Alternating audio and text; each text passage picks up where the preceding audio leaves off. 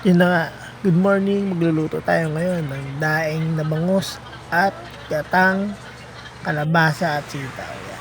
Ano?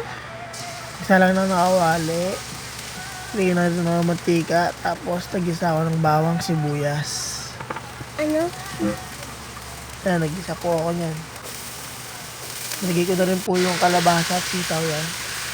Ginisa po natin, sinasangkot ko na po natin yan.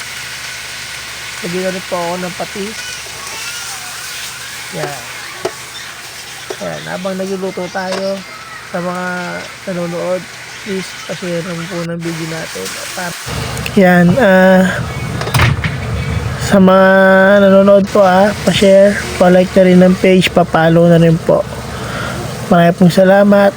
Ayan, nilagay po ako ng gata. Kaso yung gata natin frozen. Galing po ng freezer yan. Tunaw na po siya yan. Gisa-gisa po tayo.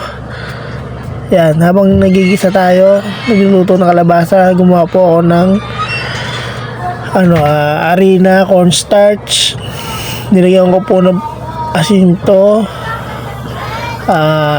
magic sarap, paminta, at bechin. Ikukot po natin dyan yung bangus, daing na bangus, para hindi po matalamsik. Yan.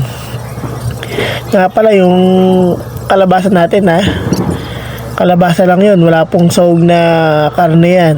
Ginisa lang po natin sibuyas bawang, naglagay lang po tayo ng nor pork doon. Tas yan, nagprito po tayo ng daing na bangus, na-coated na po siya yan. As you can see, maganda po pagkaprito niya, hindi po siya matalamsik dahil po sa harina, sa kinut natin yan. Prito lang po natin sa katamtamang apoy. Yan. Nakaluto na pa tayo ng isa. Pangalawa, salang. Yan. Comment lang po kayo kung nakapunod po kayo ng video na to Malaman ko po kung paki-comment ko anong lugar po, para malaman ko kung anong lugar po nakarating yung video ko.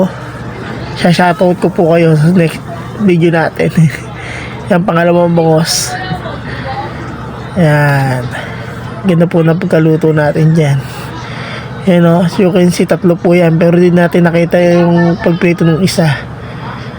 Yan po yung kalabasa natin. Wala pong karne yan napaka budget meal lang po ng kalabasa natin. Kitang kita nyo po, naglalangis po sa gatayan. Yan. Maraming pong salamat. Thank you po sa panonood. Goodbye.